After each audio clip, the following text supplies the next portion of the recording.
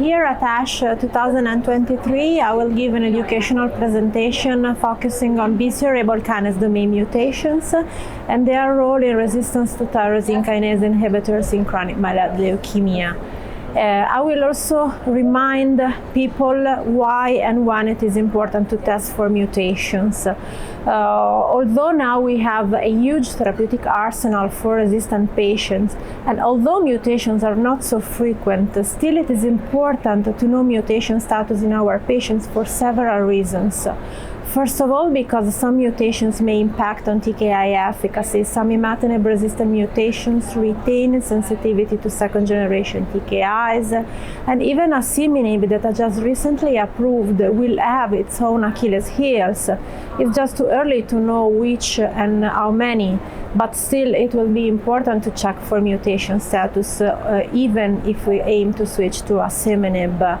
Also, mutation status gives important information on the biology of the disease because it has been demonstrated that chronic phase patients harboring mutations have the same kind of biological disease as blast crisis patients, since their gene expression profiling are almost completely superimposable. And also these patients have a greater genetic instability, so they have a higher likelihood of acquiring additional mutations once we switch them from first to second line or from second to third line. So they are a more critical category of patients.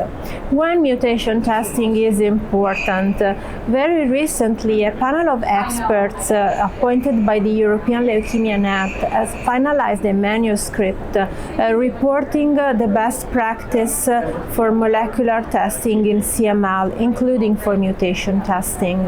So they have underlined once again the importance of testing in case of failure or warning response to TKI therapy. And a few words on how mutation testing should be performed. We have old methods, we have new methods. All of them are their advantages and disadvantages.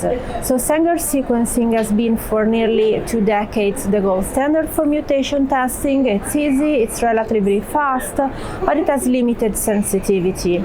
And this is the reason why over the past few years a series of studies have explored the use of targeted NGS that is much more sensitive.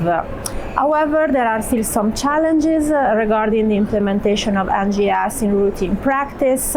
It's more labor intensive, it is more error prone, and the limited dimensions of the BCR-ABL library mandates to pool at least a dozen of samples in the same sequencing run, which negatively impacts on turnaround times.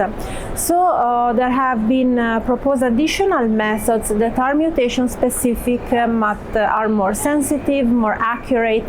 It may give some help, including digital PCR that can be implemented only for a limited panel of mutations, for example, mutations resistant to second generation tyrosine kinase inhibitors, but can be a useful tool in case we need a prompt switch from one TKI to another.